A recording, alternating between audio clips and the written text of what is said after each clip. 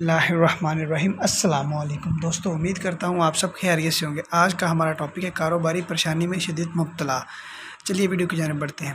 آج کے اس دور میں زیادہ تر لوگ اسی بات کا شکوہ کرتے نظر آتے ہیں، وہ یہی ہے کہ مال میں کثرت ہے مگر برکت نہیں۔ نوکری کاروبار اگر اچھا بھی ہے مگر اس کے باوجود رزق کی تنگی کا شکوہ کرتے نظر آتے ہیں، اور ہر شخص اب برکت کا متلاشی ہے۔ آپ صبح و شام 129 بار سورہ کوثر کا ورد کریں، اول آخر 7 بار درود پاک پڑھ لیں، اس کے علاوہ اپنی آمدن کا 2.5% نکال کر کسی غریب مستحق کو صدقہ کر دیں، اس عمل کے بے شمار فائدے ہیں، اور اللہ کے حکم سے آپ کو بھی اس کا فائدہ ضرور ملے گا۔ اللہ پاک آپ کے رزق میں برکت ڈال دیں گے۔